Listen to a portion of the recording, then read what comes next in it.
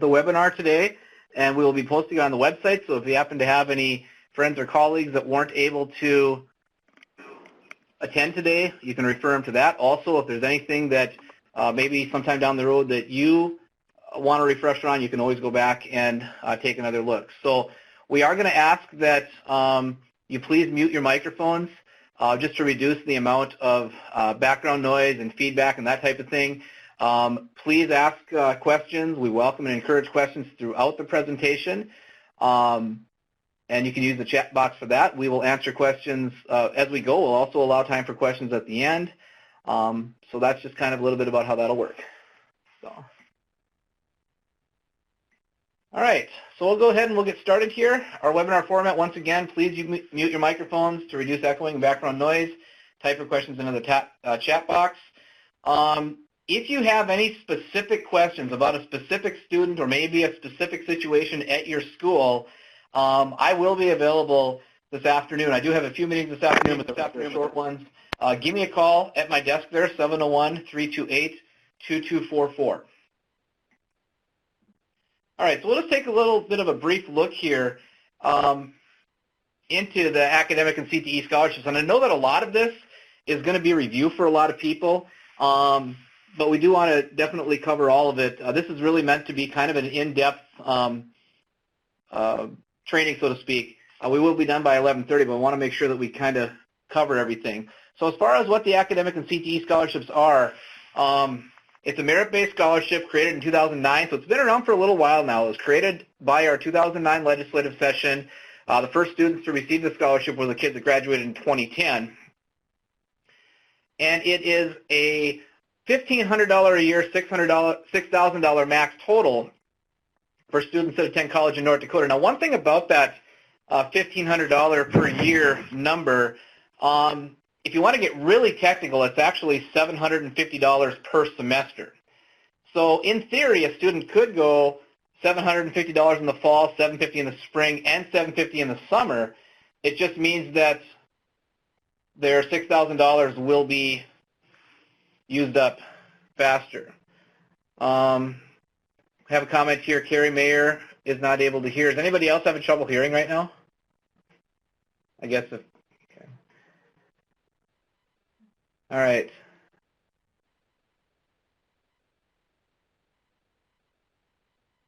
Okay, so it sounds like others are able to hear. So once again, if anyone's not able to hear, then this will be posted at a later date. So a little bit more here about the scholarships themselves. It's defined in the North Dakota Century Code, those chapters there that are listed. One thing I really want to emphasize here is that all students who meet the requirements for the scholarship, assuming that they apply for the scholarship, do get a scholarship. There's no limit on how many of these we can give out. I do know of specific situations where students have chosen not to apply for the scholarship because their mindset was kind of thinking, I don't want to take this away from somebody who maybe needs it more than I do. And the truth is, if both students qualify, they're both going to get it. So please encourage your students to qualify. There's no limit to how many of these scholarships can be given out. In the law, any student who qualifies is able to get a scholarship. Okay. So as far as the academic or the CTE scholarship goes, really what the main difference is here, the main difference between these two scholarships is just the way that it's earned. Okay, so for the academic scholarship, you have to have at least one upper level math above Algebra 2. You have to have at least one dual credit or AP course. You have to have a 24 on the ACT. For the CTE scholarship, you don't have to have the upper level math. You don't have to have the AP or dual credit. You can use the ACT or the work keys. But then you also need the 4 credits worth of CTE. So that's a little bit about the difference with that. The dollar amount is the exact same for both scholarships. Really, when you think about it, this is almost two different ways to earn the same scholarship, essentially. I want to really emphasize this next bullet here. Colleges and universities at which the scholarship can be used are the same for both scholarships. There is some word on the street that the CTE scholarship can only be used at a place like Wahpeton or another type of, tech school, that type of thing. Also, I've heard some word on the street that if you get the CTE scholarship, you have to use it for a career and tech-oriented field. That is also not true. You can use the scholarship at any 2- or 4-year institution of higher learning in the state of North Dakota, which basically means all of our 2-year colleges, all of our small 4-year colleges, as well as our 2 research universities, all of our tribal colleges. The only difference between the academic and CTE scholarship is the way that it's earned. The dollar amount is the same. The colleges it can be used at are the same. One thing I do want to point out, once in a while we do get a student who does qualify for, they do meet the requirements for both scholarships, but a student can only receive one or the other, even if they qualify for both. They can't get $12,000 if they qualify for both. It's either one or the other. Question was asked by Mary here, cannot be used at cosmetology and massage therapy schools. That is correct. The legislative intent when they passed this law back in 2009 was that this was meant to be for the 2- and 4-year colleges and universities in the state. I would say that the hair design schools are probably the ones I get the most questions about. So I appreciate the question, and yep, the answer is they can't be used at those places. All right. General qualifications for the scholarship here. High school grade point average. Oh, got a question from Christy here. If a 2-year is chosen, nope, that's a good question, Christy. If a 2-year is chosen, is the max amount 3? No, the student could still, if a student goes to BSc for 2 years and then transfers to UND or NDSU, they would still be able to use that full $6,000. Let's say if they go to BSc for 2 years, get a 2-year degree, and then decide to go back and get another 2-year degree, that's perfectly acceptable as well. So they have the amount of money is $6,000, okay? But that is a very good question. I'm glad you asked. Okay, qualifications for the scholarship. High school grade point average of 3.0, ACT score of 24 or a WorkE score of 5 for the CTE scholarship, and then your courses taken in high school. We're going to get into all of these and more specifics in just a second here. One thing I do want to emphasize as well is that a student must be a North Dakota resident. It goes by the student's residency and not necessarily the school they're attending. So we'll use Fargo and Moorhead as an example.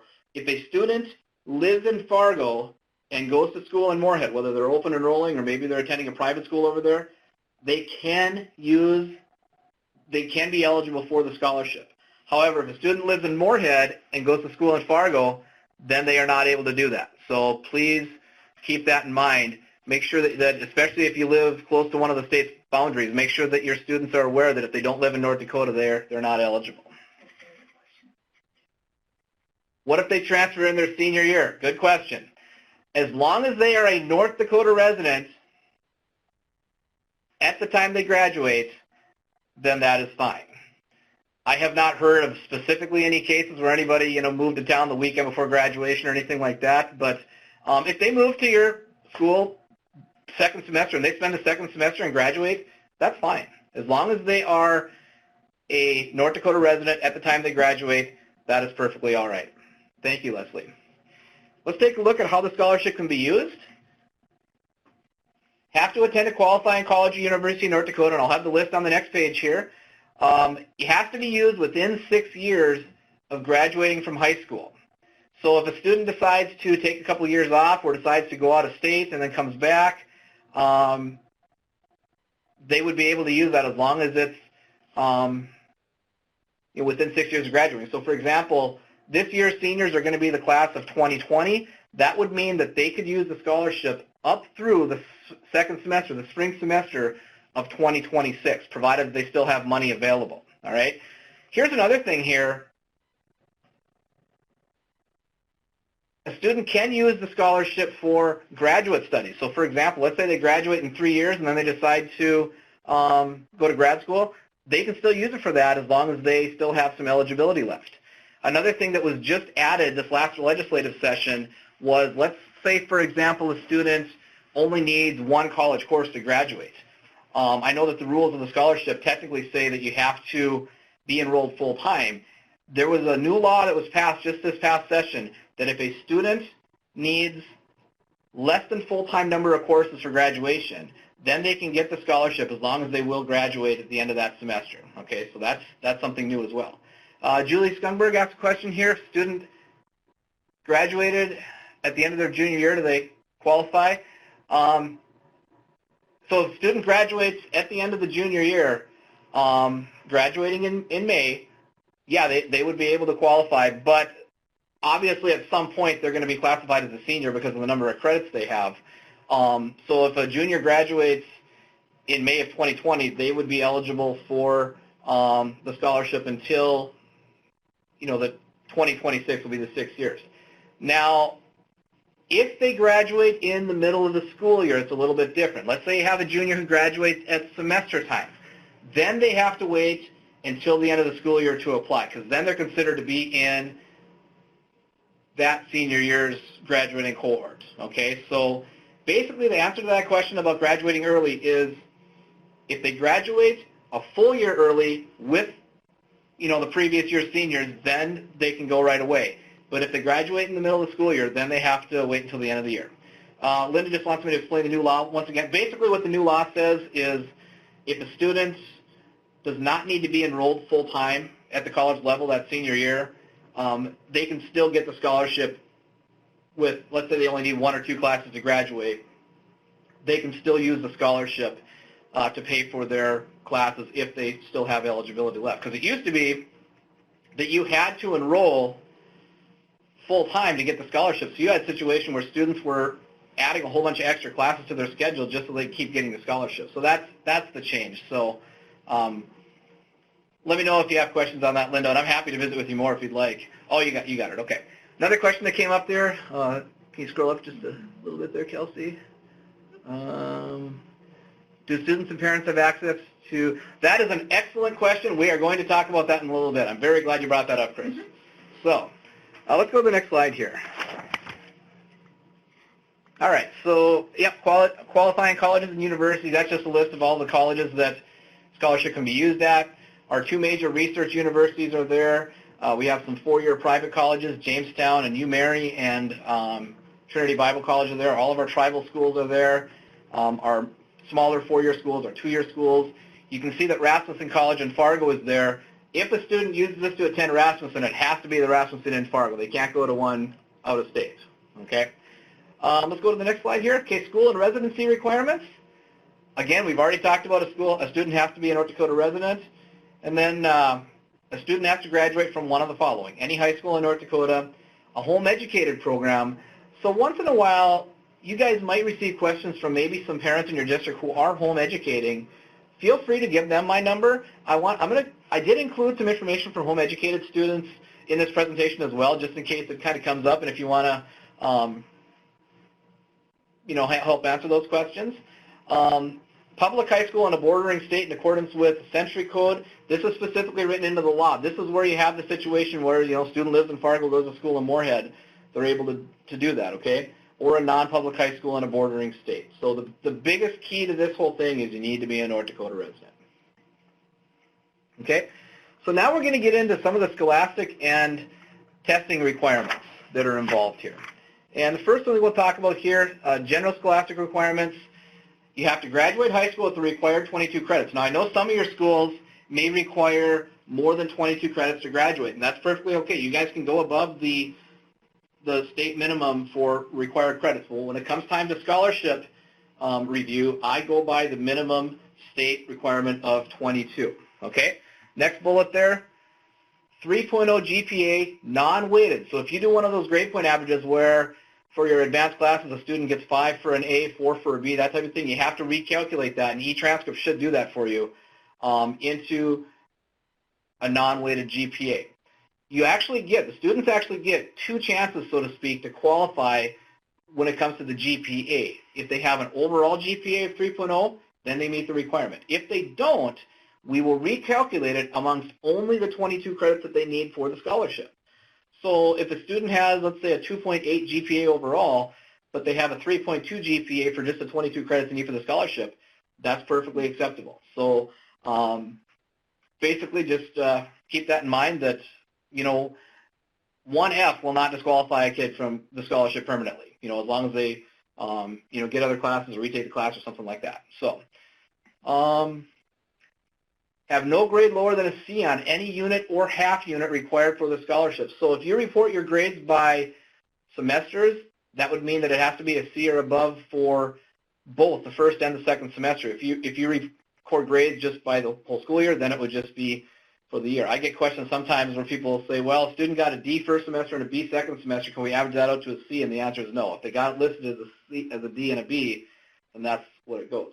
And that's going to kind of lead me into my next slide here. I'm going to talk about the C minus question. Is a C minus considered to be below a C?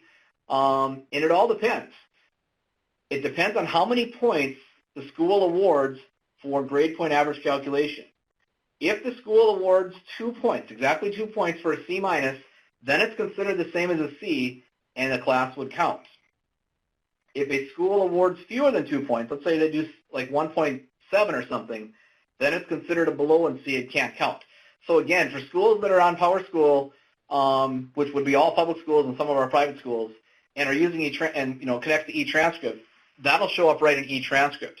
If it's a non-public school or a home-educated student and we see a C minus, then I have to call the school and I have to ask, what they're using. So that is the explanation on the C minuses, because the law technically reads anything below a C, and so that's the way we define it.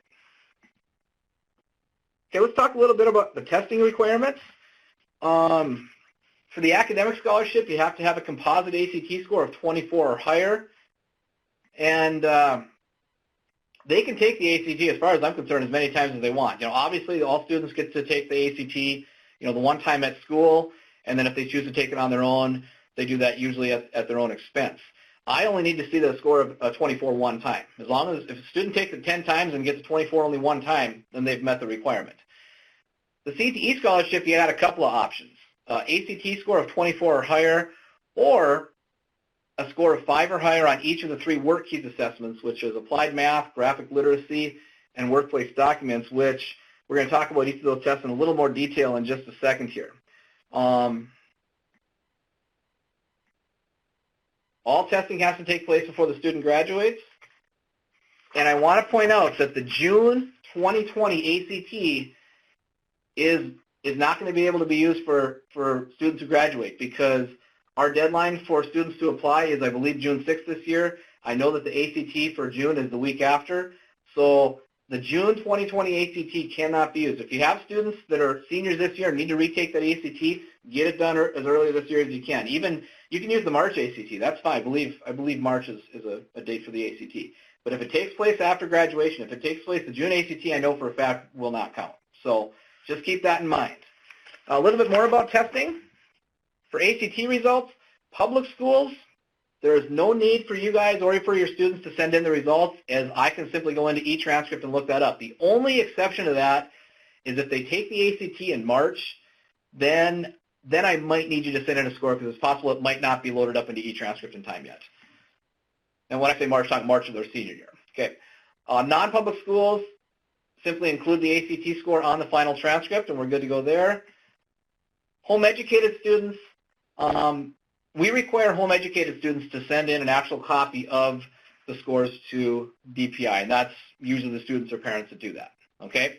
Now for the work keys, students can take the work keys at their own school if it's offered. And by the way, if your school is not currently offering the work keys at your own school, I would highly recommend it, because it is online. Students get the results immediately. I believe it costs the students $12 per test, and there's 3 tests, so it will be $36.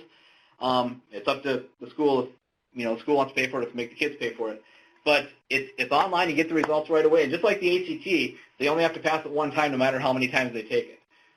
We recommend students visit with their counselor to find out where the work keys is offered if it's not offered in your own school. And that's another thing. I don't look to see where the test is taken at. If you want to take it at a neighboring school, if you want to work something out, I'm fine with that too. It doesn't matter to me where the student takes the test as long as they get it done. All students must send the work key scores to DPI. And the reason we require that is because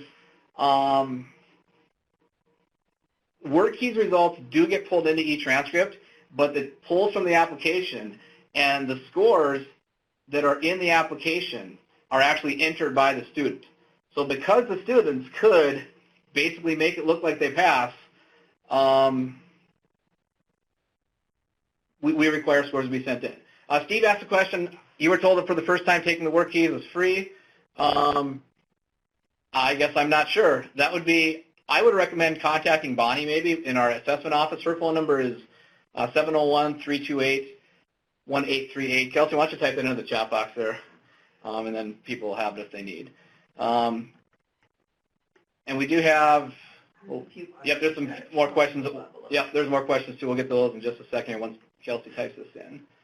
Okay, and then, yeah, go ahead and scroll up, Kelsey.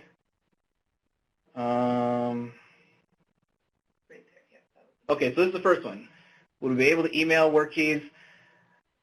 Okay, we highly recommend that you use the secure file transfer system simply because it is student data. If we end up having a hack of some type, if you're sending it by regular email, the student information can be vulnerable. If you send it by email, we'll accept it, but I would highly recommend contacting us, asking for us to do a secure file transfer, or you can drop them in the mail if you'd like to. But again, if you do choose to email them to us, we will accept them. Okay. Next question. Okay. Not unless they do it. Okay. And then Christina asked, can we get the?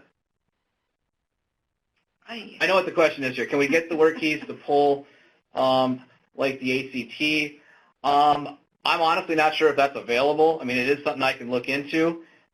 Basically, the way it's set up right now, it's not able to do that. I would be curious to see exactly, what could be done with that. But as of right now, this is the way it is. So,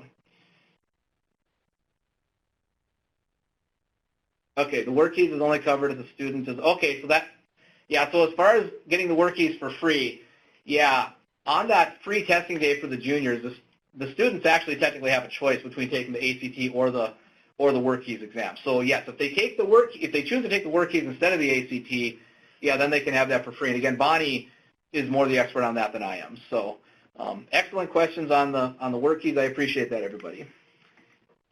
All right, so now we're going to go into talking a little bit about required courses for the academic and CTE scholarship. And we're going to start with English requirements. Students have to have 4 units of English and language arts. That's the exact same as graduation, so that one shouldn't be much of an issue. The next one I want to talk about very briefly here is the science requirements. Students can meet the science requirement in one of the combinations below. They can take a full unit of physical science, full credit of biology, and then any other one science, which matches up with almost everybody's graduation requirements, I believe. Although schools technically do not have to require physical science for graduation anymore. They changed that a couple legislative sessions ago. A second choice is biology, chemistry, and physics would have to have a full credit of each one. And the reason I mention this is if a student hypothetically gets a D in physical science, they could still qualify for the scholarship without retaking physical science if they took biology, chemistry, and physics. So that's just a little bit about that. Social studies, I'm going to talk about this here. 1 unit of U.S. history. I want to talk about the POD and the government and econ here. It doesn't happen very often, but once in a while we'll have a situation where there's an issue with this. The law states that you have to have a full credit of Problems of Democracy or a semester of government and a semester of economics. And it has to be one of those exact combinations. It can't be a semester of POD and a semester of economics, for example. Usually the only time we see that is if it's a situation where a student moves to a new school in the middle of their senior year. Maybe they move at semester time.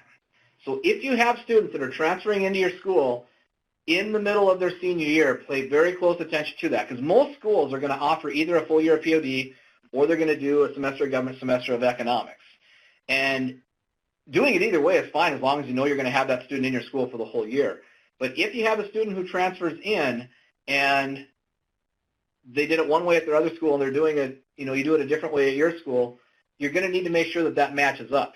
And that's not only a scholarship requirement, that's actually a graduation requirement too. So if you have a student who took POD at their old school, they transfer to your school at semester time and take a semester of economics second semester, they technically haven't even met the graduation requirement. So please keep that in mind. Also, if you decide to take courses through, distance education or another online provider or something, make sure that it's the correct course that you're signing them up for to match up with what they've got. So definitely wanted to make sure, again, we don't see this very often. I see it maybe once or twice a year, but, just something I wanted to mention. Okay? Required courses common to both scholarships here. Okay, physical education and health. This one's usually not much of an issue here.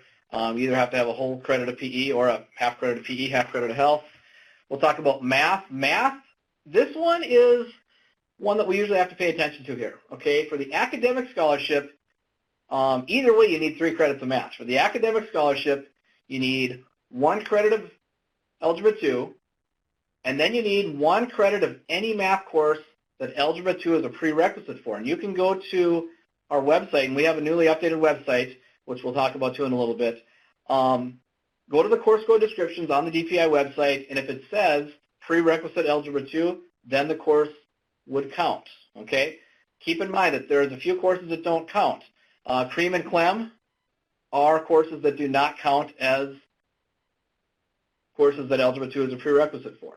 Another one that I get asked about once in a while, some schools will teach Algebra 2 before they teach geometry. In that particular case, geometry is not considered a class that Algebra 2 is a prerequisite for, even if you do it that way in your school, okay? So please keep that in mind. And then 1 additional math credit. And then for the CTE scholarship, it's simply 1 full credit of Algebra 2 and then any other 2 maths. It could be informal geometry, pre-algebra, and Algebra 2, theoretically. Although that combination wouldn't work because you have to have Algebra 1 to take Algebra 2. But the point is the only course that's specifically required here is Algebra 2. So Algebra 2 is a non-negotiable required for either scholarship. Okay? Talk about advanced courses a little bit here. Students have to complete one of the following. This is for the academic scholarship only. They have to complete a full credit of an AP course along with the exam. Now, that is something I want to highlight a little bit, is that technically taking an AP course in and of itself is not enough. They also have to take the AP exam. They don't have to pass the AP exam.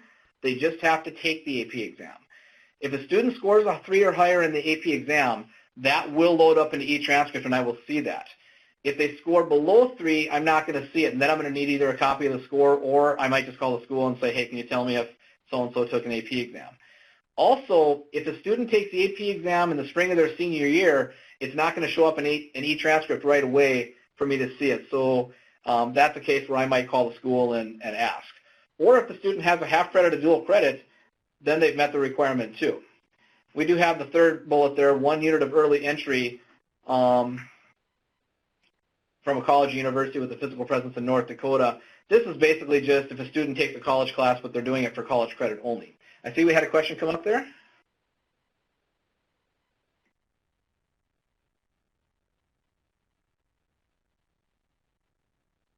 Okay, yep, Tanya, so what you're saying, even if state course code,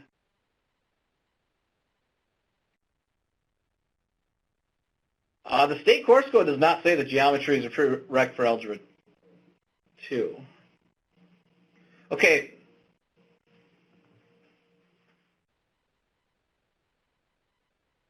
Yeah, go ahead and use your up or down arrow. Go ahead and scroll back up, Kelsey. No, I can't. You can't? Okay. Okay, there we go. Okay. So the question is, even if the state course code says that geometry is a prerequisite for Algebra 2, it won't count. Okay? If the student takes it out of sequence. Okay, technically there's no state-defined sequence for the order that the courses have to be taken. Okay, you can take Algebra 2 before Algebra 1, before geometry, or the other way around. My main point that I was making is geometry does not count as a course for which Algebra 2 is a prerequisite. So if a student takes Algebra 1, geometry, and Algebra 2, they would not meet the requirement for the academic scholarship. So, Tanya, let me know if that answers your question, and if not, we can certainly, okay. sounds like we answered the question. So, all right. Okay, I want to talk a little bit about the foreign language requirement for the academic scholarship. When the scholarship first came out, students had to have 2 years of foreign language for the scholarship.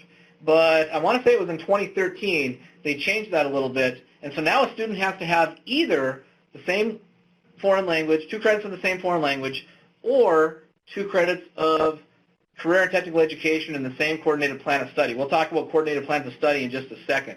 Go back, Kelsey. Okay. So with the foreign language, please keep in mind that it has to be the same foreign language. We had a student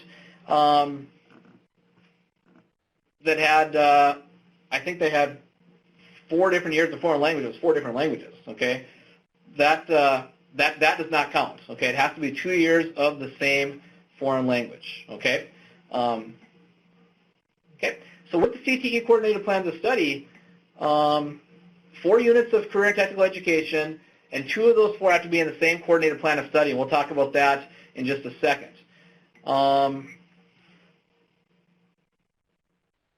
Students can, like we said earlier, students can use 2 credits from a coordinated plan of study in place of the 2 credits of foreign language for the academic scholarship. And one really important point I want to make here with this,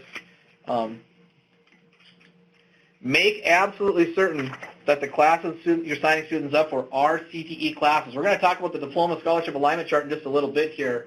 That chart is going to talk about all classes, all content areas, and with the CTE classes, it'll specifically say that they can be used for CTE credit. There are some classes that would imply in their name, in their course title, that they're CTE, but you got to make absolutely sure that that they are.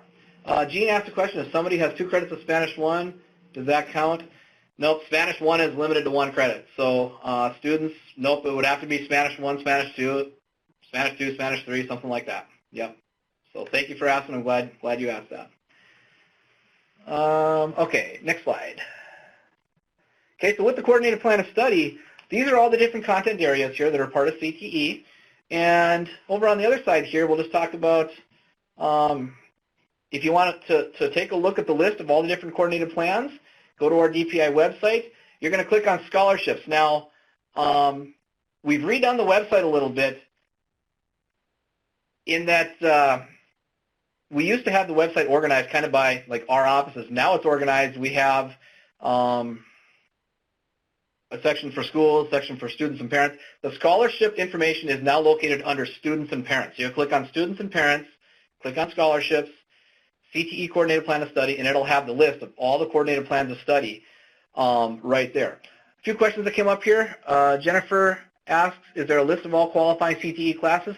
The alignment chart that I'm going to show you guys in just a little bit will have that list. If you take a look at the coordinated plan of study, that's going to have almost all of them on there. There's a few CTE classes that are not on coordinated plans anywhere, but the alignment chart that we'll talk about in just a second or so here is going to have that. Steve asked a question, does Latin count for a foreign language? Absolutely. If they have 2 years of Latin, they take Latin 1, Latin 2, they are good to go. So, very good question. Okay. Oh, yeah, and then students have to complete 2 credits in any one column. So if we go to the next page here, take a look. This is the agriculture coordinated plan of study. And if you take a look there, it's got 1, 2, 3 on the top, and then 1, 2, 3, 4 across the bottom, different columns. Each of those columns is a coordinated plan. And so if you go to the website and pull up the document is, I believe, 8 pages long. There are close to 50 different columns or different plans. A student has to have 2 full credits in any one column or any one plan. It could be 2 classes for a credit each. It could be 4 classes for a half credit each. It could be a combination of that.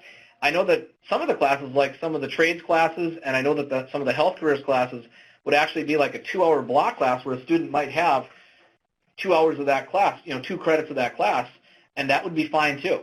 Okay, so as long as a student has 2 credits in any one column, then that would count for meeting that particular requirement. So the plan of study requirement, it would replace the foreign language requirement on the academic scholarship, and then for the CTE scholarship, you have to have 4 CTE credits with 2 of them in the same plan. Steve asked a question here, Ag 1 and Ag 2. Yep, the two of them would definitely count. In fact, if you look at the Ag plan is really a good one to use if you have an Ag program, because Ag 1 and Ag 2 are actually in all 7 plans, so that's a good one. Take a little bit of a look at elective classes here. Students have to have 1 credit selected from the list below: foreign language, Native American language, American Sign Language, fine arts, or another CTE class. So anything amongst that list would be fine. For example, if a student goes for the CTE scholarship, you have to have your 4 credits of CTE for the CTE scholarship. They would have to have 1 class from this list in addition here. So if the student took 4 CTEs and didn't take any foreign language or didn't take any fine arts, and fine arts is music and art and that type of thing. So if a student had 4 CTEs, didn't have any foreign language or fine arts, they would have to have a 5th CTE class, if that kind of makes sense. And then the only other bullet there, just complete however many additional units you need to get to a total of 22 credits. I want to talk to you guys also about a bill that passed our legislature, and this will not affect very many of you guys for this coming school year. But depending on if you're offering the courses or not, it might affect you in the future. And Senate Bill 2182 basically deals with the educational pathway. We had some courses approved a couple years ago that are basically educational pathway courses. They're courses that high school students can take if they're interested in considering teaching as a career. Any licensed teacher can teach them. I know that Bismarck, or Century High School and Legacy High School, both in Bismarck here, offered the classes last year, and I believe West Fargo is offering them this coming year. So, so how this works is, starting with the 2020 graduating class, students can use an educational pathway for the academic and CTE scholarship. And basically what they can do is, this pathway can substitute for the 2 credits of the same foreign language or CTE plan of study for the academic scholarship. It could also substitute for the coordinated plan of study for the CTE scholarship. We'll go to the next slide here. We could do an entire 1-hour presentation just on the educational pathway. So I'm just going to kind of briefly go through it. And if your school happens to be offering it and you have questions on it, let me know.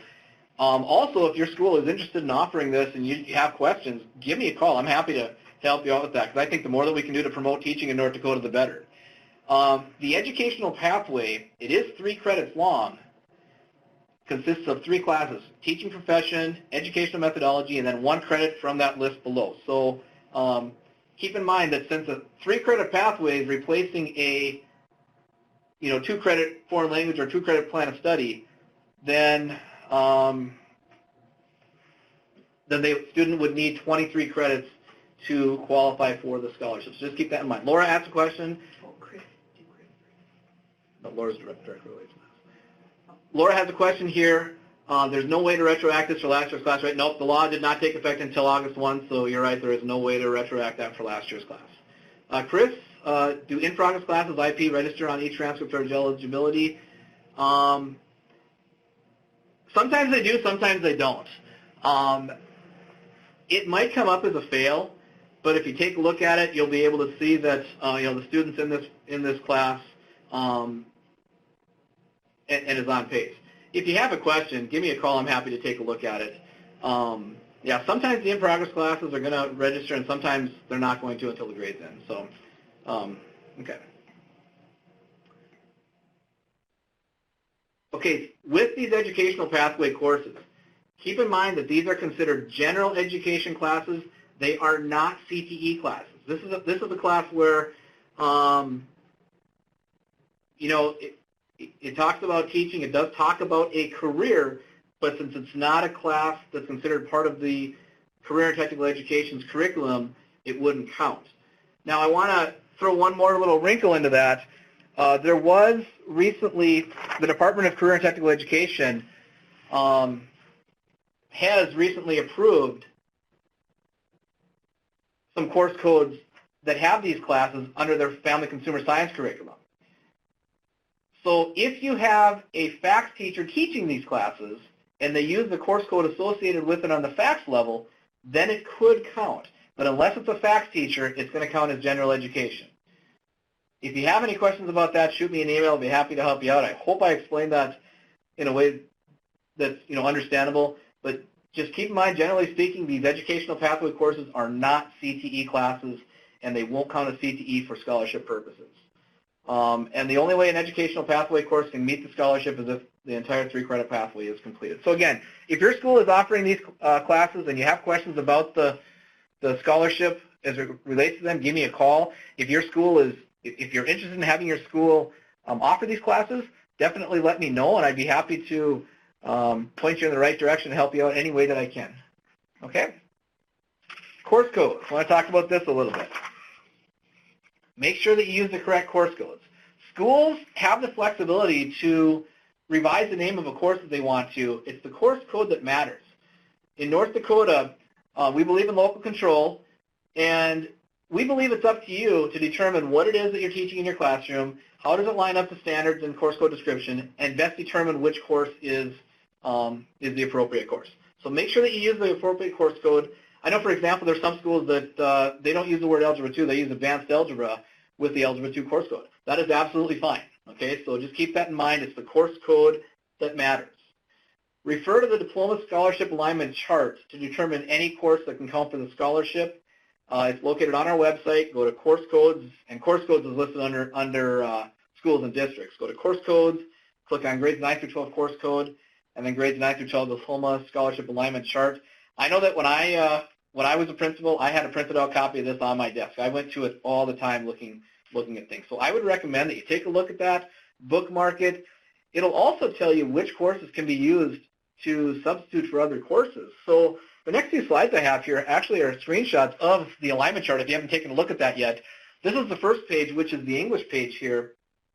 And if you take a look at the top 4, it's English 9, 10, 11, 12. Those are required for graduation. But then if you look below, you can see that there's a lot of courses that can be substituted. Okay, it can be substituted for, like, you notice that grammar 05022 can be substituted for English 9, 10, 11, or 12 for a half credit. Going all the way on down the list. Yeah, Chris Seifel has a question here. Is the alignment chart available on the new DAPI website? Yep. It's just that course codes, grades 9 through 12 course codes, and then grades 9 through 12 alignment chart, and you'll find it right there. This is another page that's in the alignment chart. This one has some of our CTE classes on it, and you notice that in the column there it says may be used for CTE credit. So this is where, to answer the question from earlier about where CTE classes are listed, this is where I would go to find out if a certain class counts as CTE credit. If it says on here may be used for CTE credit, then it counts for CTE credit. Let's go to the next slide here, because this is going to show some examples of some classes that don't count as CTE credit. And you can see that the 2 educational courses are there. We've got career management. That's another one there. That the name kind of implies that it would be CTE, but it's not. Okay, so just because it sounds like it's something career related, it doesn't necessarily mean it's a CTE class. So definitely take a look at that. If you have any trouble finding it, send me an email and let me know. I'd be happy to help you out with that. Definitely a very useful tool for not only the scholarship, but also for graduation type issues. All right, so the next slide I want to talk a little bit about here is which scholarships should students plan classes for, and that's somewhat of a trick question.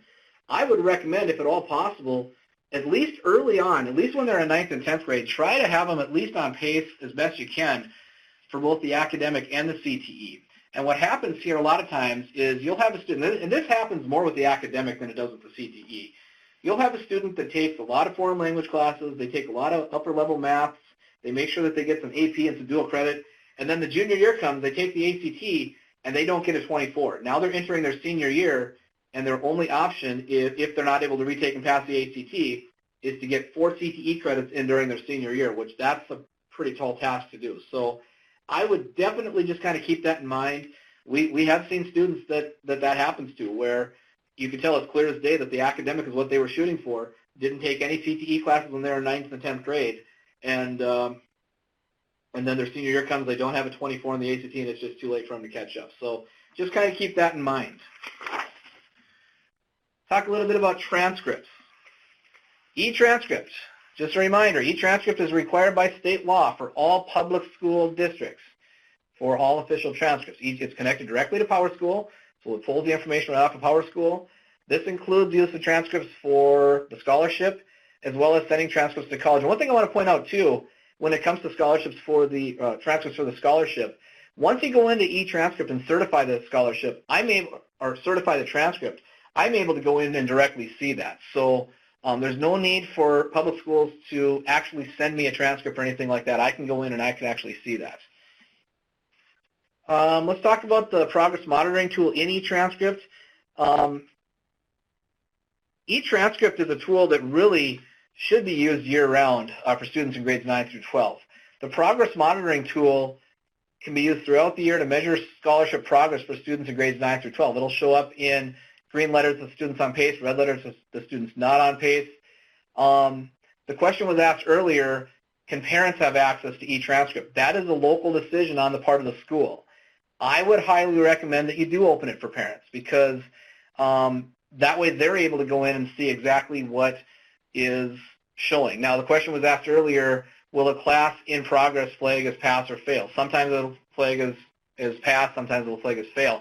It's going to err usually on the side of, it's going to say it's a fail when it's not, rather than the other way around. So it'll be something that'll kind of show that as a flag. You can look into it a little bit more. But I would definitely recommend opening that up to the parents so that they can go in and follow as well, and just kind of see how their kids are doing.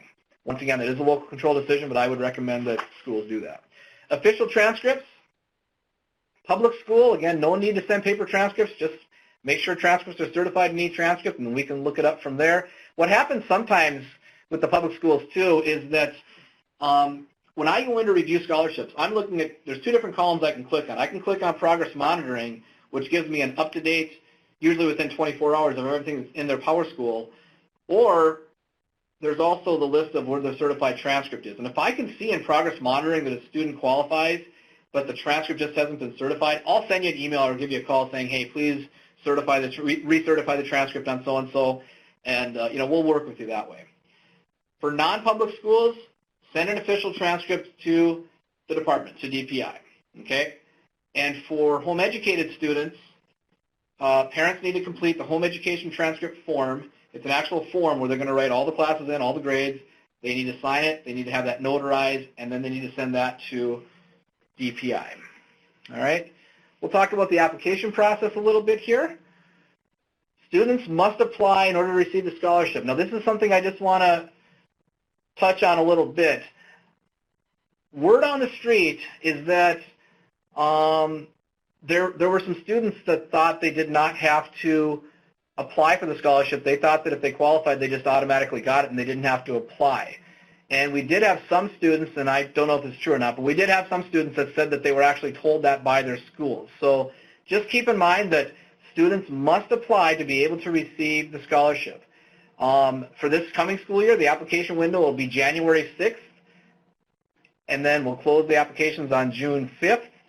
It's always the first Friday in January that we open it, and then the first Friday in June that the deadline approaches. And then from that point on, I pretty much spend the whole month of June doing nothing but scholarship applications so that students by June 30th will know exactly if they got the scholarship or not. The application is located on the website. You just go to scholarships and then scholarship application. Okay. I want to talk about something else that I'm working on here too. Is I'm looking at putting together a parent and student video, something kind of similar to what we're doing here, but I'm thinking about making it like an actual video. I haven't kind of decided exactly what we're going to do, if we're going to do a Facebook Live or how we're going to do it, but I want to put together something that's geared towards students and parents. It's going to take place sometime later this fall, probably after all of the regional counseling workshops that are being put on this fall. I believe the latest one of those is the 20th of November, something like that. So I'm thinking probably around Thanksgiving time or maybe that first week in December. So we will send the information out to the schools on this, so just keep an eye out for this and pass it on to your parents.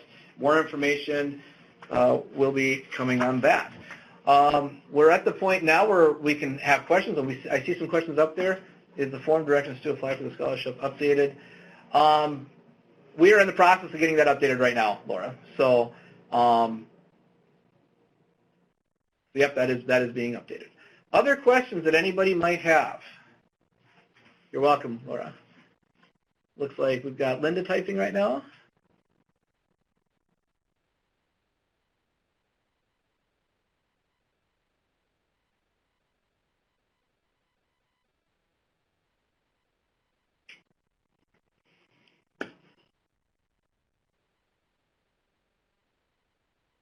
Okay, so Linda's saying they can't use Facebook, do a PowerPoint to show kids in school. We can certainly make this available any way that schools like. When I first mentioned Facebook, I was thinking like an event in the evening for parents, that type of thing, for them to just kind of log on from home. But, maybe if there's something, if you're thinking about something maybe more during the school day, I'm certainly open to suggestions on that. I think the more that we can reach the kids, the better. But we can definitely, if you have any suggestions, just let me know about those. Will this PowerPoint, now Scott, are you talking about this particular webinar that we're in right now? If you're talking about the one we're doing today, this will be up on the website in the near future, and you can certainly go back to it anytime you want. You can share it with anybody you'd like. Yep, this will be available. Okay. Other questions?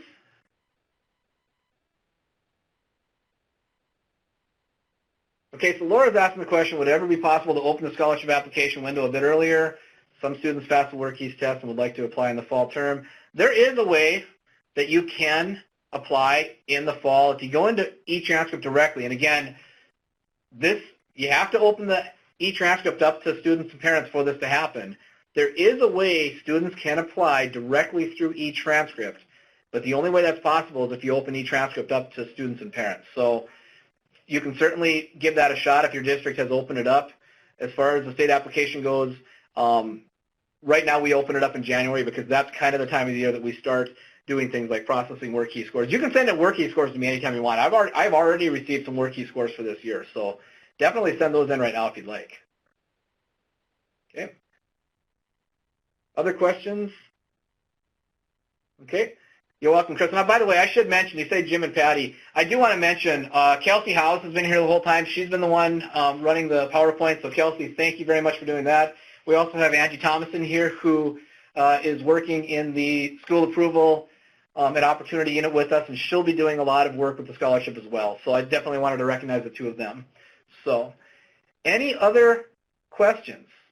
Go to the next slide here.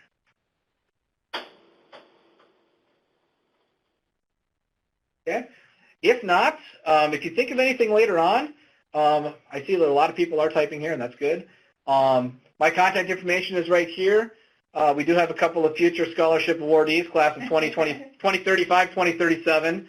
Haven't decided quite how we'll do scholarship review when it comes to that point, if I'm still doing scholarships then. But anyways, yeah, let me know if you have any questions. I'd be happy to help you guys out. I hope this was informative. Our goal is to make sure that every school has the tools that they need to help students with the scholarship, and then ultimately any student who has a shot at qualifying for the scholarship and puts the work in and is able to meet the requirements is able to obtain it. So the webinar is over here right now, but we will definitely stick around and answer questions. Gene, am I coming to the Career Discovery event in Devil's Lake? It is on my calendar. I will be there. All right. Well, we're going to stick around until there's no more questions, so feel free to log off if you'd like to, but if you have questions, we'll stick around until there's no more questions asked, and give me a call, shoot me an email if you have any questions.